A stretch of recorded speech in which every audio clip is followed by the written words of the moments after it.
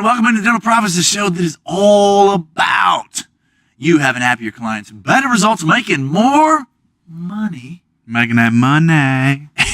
Enjoying the ride. Today we're going to talk about the most important concept you can talk about, how you need to focus on working on your business versus in your business. And we're going to tell you why. We're going to give some great examples. Stay with us. Be right back. Hi, folks. I'm Sean Crabtree. And I'm Cameron Bailey. Welcome into Growth Profits. Coming to you live each week. We don't want to change the way you do business. We want to change the way you're thinking about your business. We want you to have better results, happier clients, and make more money. Let's get it started.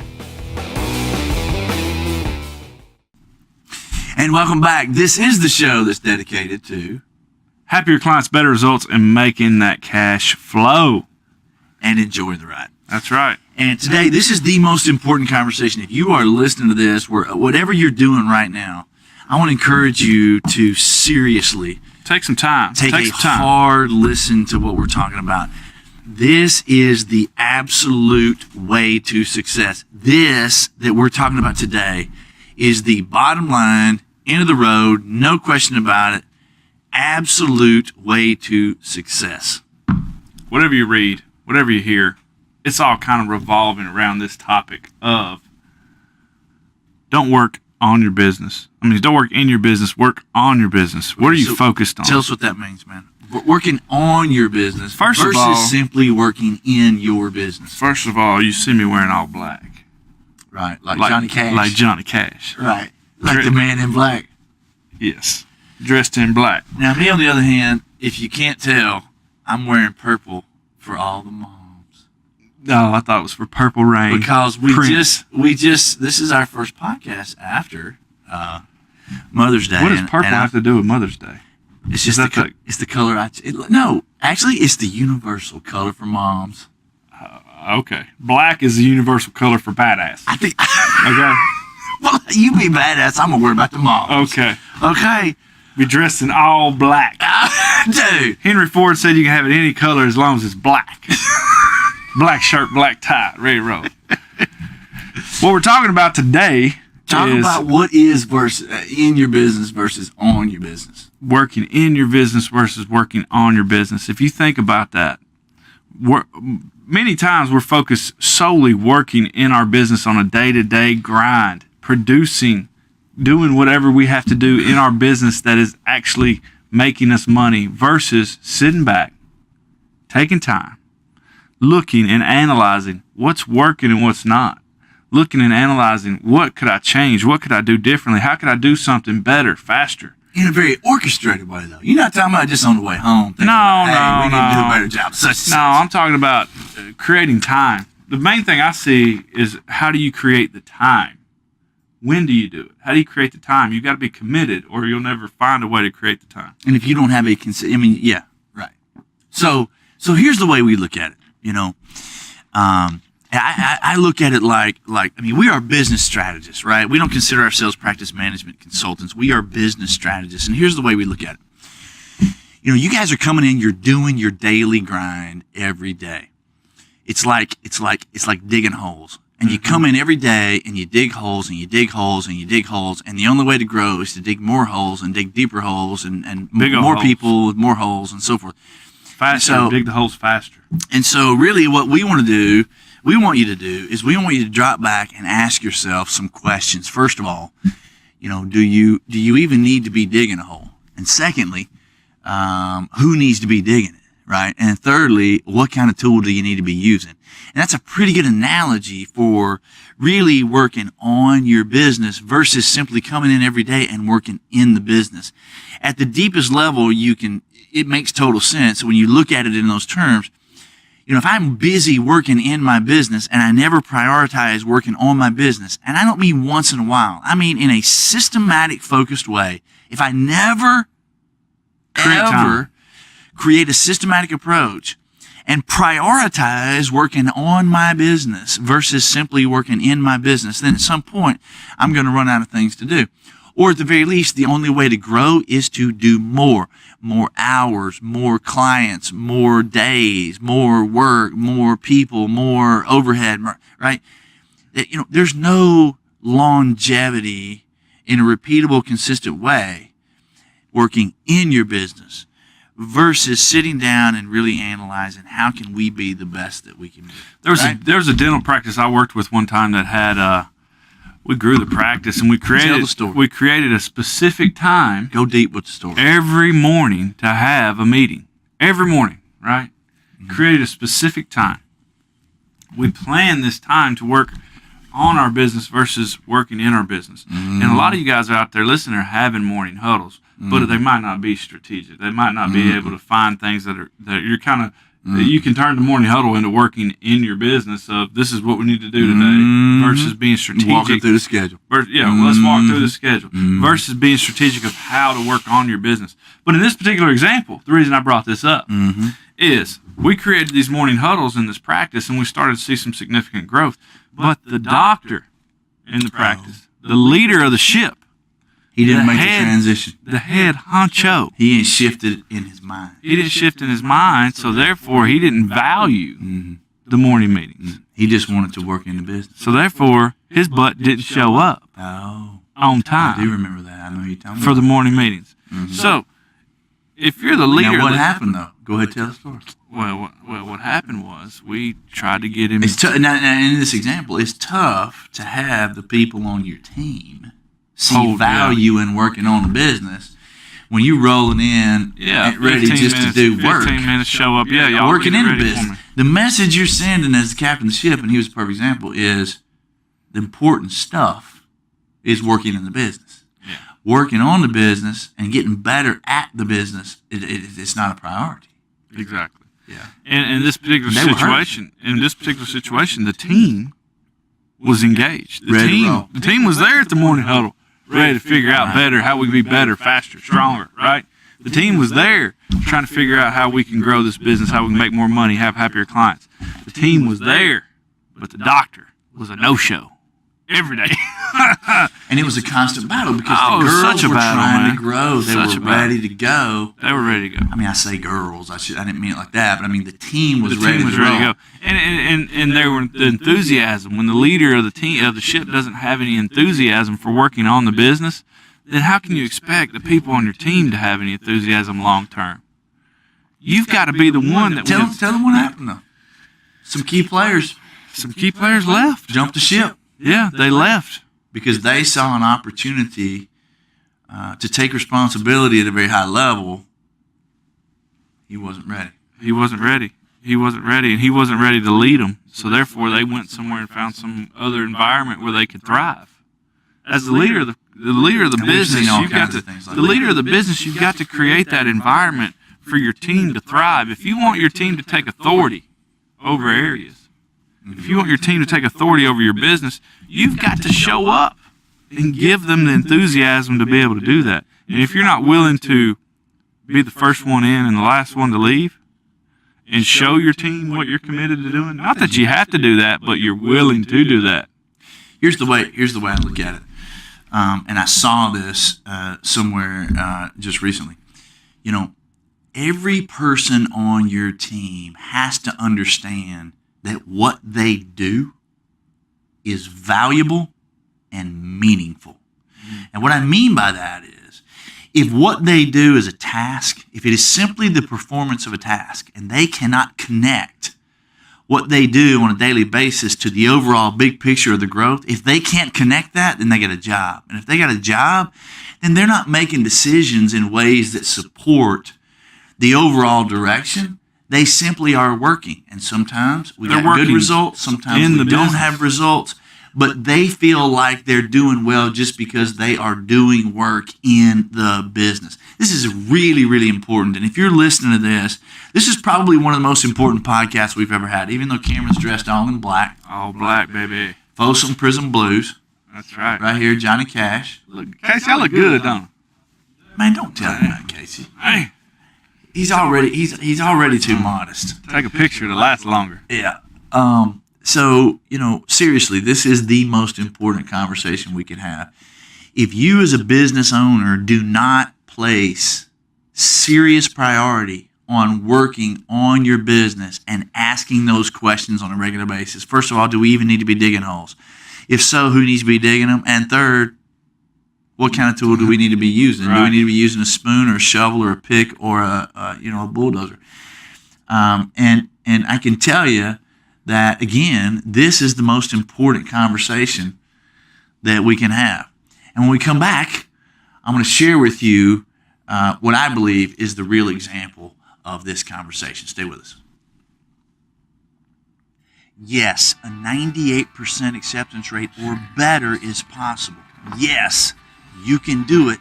And yes, it's not as difficult as you think. And I can show you how. I've created a course specifically to cover these topics. It's called the Dental Profits Academy. New patients, existing patients, dormant patients, exactly what to do, what you're trying to accomplish, and how to do it, and what role everybody on your team plays. Intake calls, chairside, financial arrangements, reinstatement calls. It's all there, step by step. It's online, and you can learn it at your leisure. Go to thecrabtreegroup.com and click course for more information. I promise it's the best $800 you'll invest in your career.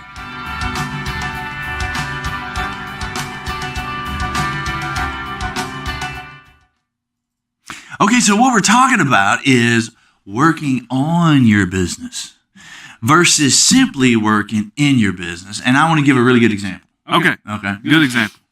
So we have somebody that reached out to us just recently. And here, remember, we're talking about this concept of you as a business owner have to place priority. What was their name? Well, hang on. Oh, you well, Dr. John. It was Leroy, Big Bad Leroy Brown. See, man, I don't even know what we're Go talking ahead. about now. We're talking about working in your business. versus working on your business. And you as the entrepreneur, you as the captain of the ship have got to place priority on working on your business versus simply working in your business. And so recently we had somebody reach out to us, and here's a really good example directly about what we're talking about. These guys are working really hard in their office. It's a dental office. This particular dental office in the last 3 months has seen 126 full new patient visits, 150s, 126 in the last 3 months. Man, Okay, that's a pretty good number. it's 40. That's about 40 a month, right? But they're producing, and you and I know what that production can look like. Oh, for And sure. they're producing about $600,000 a year, right? And they're reaching out for some help. Sure. So over 126 new patients in the last 3 months, and there's so many things that they feel like they could focus on. This is when they first reached out to us. So many things they feel like they could focus on, but you know what the number one answer? There's all these things that they're complaining about. You know, the doctor's saying we're not making enough money. The team's saying, you know, this is not fun. We're working too hard. Team saying we're not making enough money either. Team's saying we're not making enough money. They'd like to have a bonus. We don't have a retirement plan. You know, some of the people who really understand it are upset because we have patients coming in, patients going out. We're presenting treatment, but nobody's buying, right? And so there's all these things that they see as issue. Revolving door. You got 40 new clients coming in. It's like the door at the mall or at the Marriott we were at the other day. You can let me finish. The door that spins. It's a revolving door, in and out. Go ahead. Sorry. Continue. Johnny Cash. That's right. So that's what I'm trying to say. I mean, it's patients coming in, patients going out. There's all these things that they're not happy about, right? Mm-hmm. But here's the issue. They don't feel like they have time to work on the business. So there's no priority given to it because they're too busy working in the business. So in effect, 126 new patients coming in, patients coming in, patients going out, patients going out. They're not prioritized working on the business.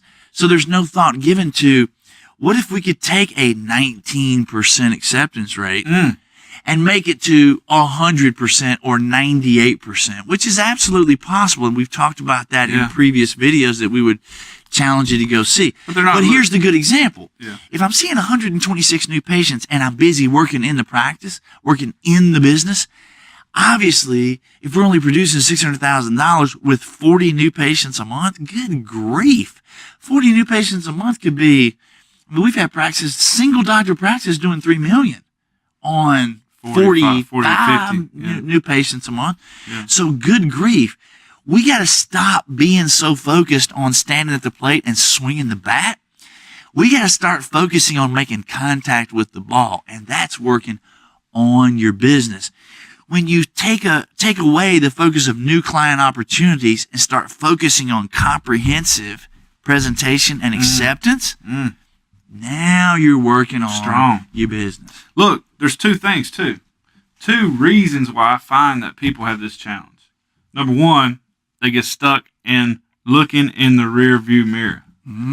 Instead of looking out the windshield, they're looking in the rear view mirror and they're thinking about what has worked in the past, what has not worked in the past. So they don't allow themselves to work on their business and think outside of what they think has worked or would work, right?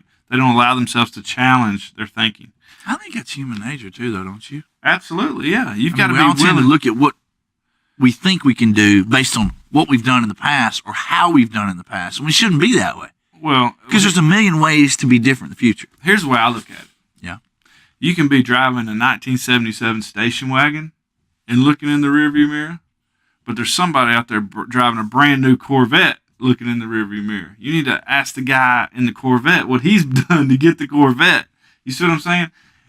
The success follows tracks, right? You can follow the tracks of other people. Don't look in the rearview mirror of what you've done. If you're going to look in the rearview mirror, look in the rearview mirror of what somebody's successful Oh, done. I see what you're saying. Right. I didn't follow that. I know that was not a good analogy, but the Came other up with that on the fly. on did the you? fly, on the rip. The second example I have is people get stuck in their comfort zone. If I'm a clinician in my business, it's comfortable for me to work in the business. It's comfortable for me to work on the clinical That's things. a really good point. It's not comfortable for me to necessarily work on the strategic business things. If I don't feel like I get it, And if you don't have somebody from the outside looking in, like Sean and Cameron, to challenge the way you're thinking, then it's really easy to get stuck in that mindset of just grinding it out every single day. If you don't have somebody in your life that you can go to and ask, hey, what am I doing right? What am I doing wrong? What are the opportunities? How am I thinking? How can I expand my mindset? If you don't have somebody to challenge you, then a lot of times you get stuck in that comfort zone even more. I had somebody ask me this just the other day, because we're talking about working on the business versus simply working in the business. And so we call that strategic work Right. versus just tactically working inside the business. And I had somebody ask me the other day directly, he goes, I don't know if anybody's ever asked you this. It was an interview, and he goes, honest to goodness, which do you think is more important? Hard work or strategic thought? What do you think? Well, I know the answer. You do? Yes. What do you say? I think strategic thought is more important because No problem question. is if hard work is very important. People are raised to be hardworking, right? People raise their children. I want my children to be hardworking. But a lot of times you can work hard to the detriment of your results. Working hard will not always get you there. Or it might get you there, but you could have worked strategic and got there 10 years faster. And you and I see this every single day. Yeah. It's the strategy. It's not the hard work. When you're, it's like a boat. I mean, if everybody's jumping in the boat and everybody's willing to work hard and we all row, but we haven't stopped to think, where is it we're trying to go? What is the best route to be able to get there? And how do we systematically need to row in a way that's going to have us be as successful as possible? Then we could all row like hell and end up in the wrong place. And we see this all the time because there are plenty of practices out there who are doing $700,000 or $800,000 or $900,000 or even $1 million, and they're working themselves silly. And 6 there are days other a week, practices, 7 days a week. right? There are other practices who have exactly the same geographic scenarios, the same patient-based scenarios, the same demographics, and so forth. And they're not working as hard, but they're 3 and 4 times that successful. 2 and 3, $3.5 million practices, single doctors that working 3.5 days a week, 4 days a Right. week. Well, and it all depends on what your goal is. I mean, a lot of people, it depends on what your goal is, but either way, I don't care if your goal is to make $3 million or if your goal is to do $1 million or if your goal is just to have happier clients, better results, and make more money. Whatever your goal is, you've got to have some strategy in place to be able to achieve it. Or else that work is just, it's not, I mean, I hear what you're saying. It's not that it's all about a particular, yeah. but if your strategy is not in place, and if you're not focused on working on your business and all you're doing is working inside the business, then you are wasting effort in ways that's not benefiting your patients, your team, or your bottom line profitability. And to me, that's the waste. You know, if you're willing to put the effort out there, that's great. But put the effort within the context of a strategy that you're trying to get to so nothing's wasted. Right. Why waste a bunch of hard work? If you want to have hard work, that's great. But do it within the context of a strategy.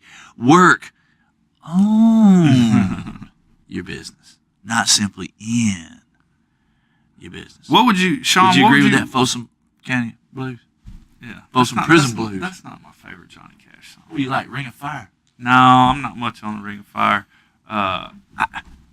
What's the name of that song? Is there another Johnny Cash song? Besides Folsom Prison Blues and Ring of Fire? I Yeah, think what he do did a you lot like? more songs than that. Sunday Blues? Is that a Johnny Cash song? I don't know. I like Elvis. I've been checking out these Elvis. If you guys, there's an Elvis documentary on HBO. It's pretty cool. Check it out. Taking Care of Business. TCB. Taking Care of Business. All right. What we need to do is take care of business by working on our business, not just in our business. What examples? Give these guys some examples. Not examples. What would you challenge these guys to do? Starting next week, what are some things simply that they can do that will make them work on their business versus working their business? First and foremost, I would divide the practice into big chunks. Okay? Chunky. Like categories. You know, if you're talking about a dental office, a general dental office, then maybe you got operative, you've got hygiene, you've got administration, marketing, and there's others, but just start with that and divide the practice into chunks. Have people over those chunks and challenge them to question everything. Don't take for granted that anything that goes on in your particular category, don't take for granted that the way it's been done has anything to do with where we're trying to go, and question everything. Second thing I would do. Don't look in the rearview mirror. You're saying rip the rearview mirror off. Forget it. Yeah, man. Yeah. Whatever's Rip the happened in the rearview mirror. past, throw it out the window. And then the second thing I would do is figure out, okay, moving forward, if we're going to question everything, second thing I do is this.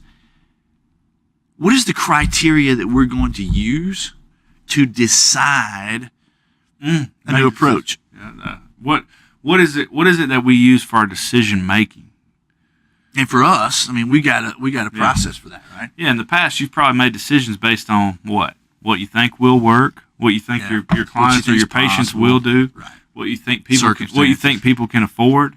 Whether or not your husband or your wife yelled at you on the way out the house. Yeah, whether I feel like it's a good day or a bad day, or whether I think Who's involved. Whether I think my hygienist Jenny is the right person, or whether I think my hygienist Becky is the person that's going to be able to find the value for the patient, right? Or whether, to be honest, Becky's in a bad mood. I don't want to talk to her today, right?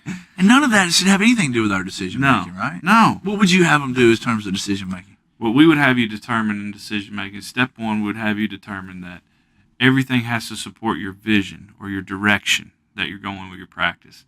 In our businesses, we create a vision of who it is, how it is, what it is that we want this business to be. And that's the first decision-making criteria of which every filter goes through. Mm-hmm. Number three? Number two, does it serve my clients or my patients, right? Does it serve my customers? Is this decision going to not only take care of my vision, but it's also going to take care of my customers? Number three is, does it take care of my team? Does it support the people around me? You cannot have your business be as successful as it can be if the people on your team are not supported at the highest level. That's right. And number four? Preach it, brother. Number four, is it making that dental profit? Right? Look, we're in business to make money, okay? We live on an economic planet. We just did a video about this. We are in business to make money because money solves problems, okay? Solves problems for our businesses. It solves problems for our team.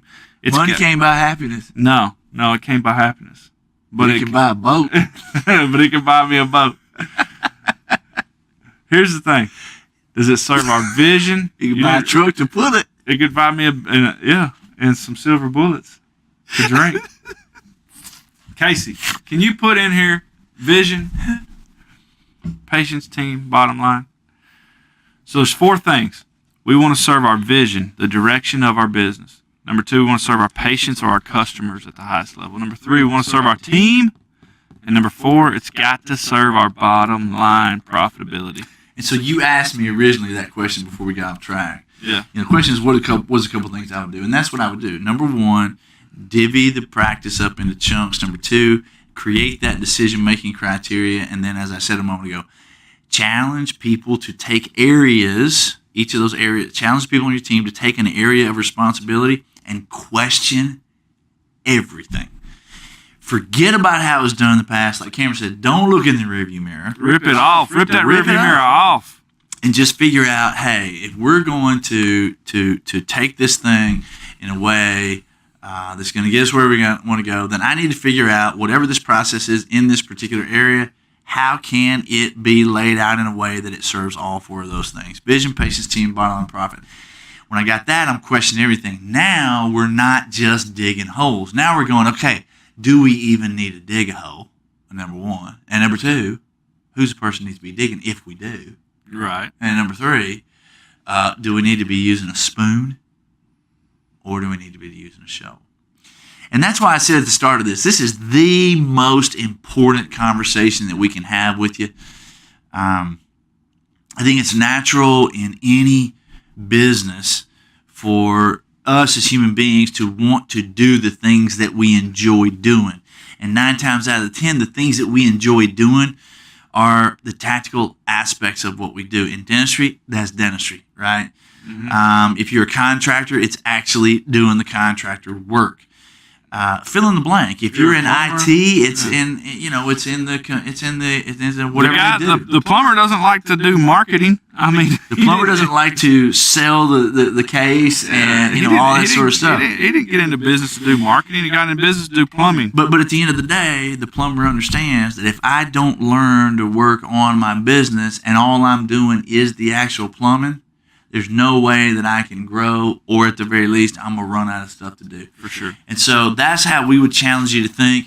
Remember those things we talked about. I mean, it's not about working on your business. It's not about working in your business. It's about working on your business. And you got to make that a priority. This can't be something where you go, hey, I got this great idea. We need to work on the business. Let's have a meeting. Yeah, and then 3 months later, we have another. I mean, this has got to be a way of life. Consistency. It's got to be a consistent way of thinking, and you as the leader owe it to your team and your direction and your vision and your family and your suppliers and everybody that you're trying to serve, your clientele. You owe it to all of those things to prioritize this and make this culture be about those things. And when you got that prioritized, go ahead and do those things. Divide it up into chunks. Get people on your team to take responsibility for those chunks and tell them to question everything and relay it out in a way that they believe serves vision, patience, team, bottom line. Have them bring that to the table. You guys talk about it, challenge it in terms of does it really serve those things? And now you're moving forward and you're always, always, always questioning everything because it's not about working in your business. It's about working on your business consistently. Always moving in the right direction. Rip the rearview mirror off. Take it downtown to Chinatown. I'm Sean Crabtree, and this is the Man in Black. That's right. As he says, badass. And if you don't believe it, ask him. He'll tell you. Send me an email, Cameron@thecrabtree. We can talk about it. Reach out to us if what we're saying makes sense to you. Find us at thecrabtreegroup.com. While you're there, click on YouTube and subscribe so that every single thing we do, whether it's this or any other channels and any other social mediums that we do, it will go right to your inbox. Thank you for joining us. This show is dedicated to you having happier clients, better results, making more money, and enjoying the ride. We'll see you next time.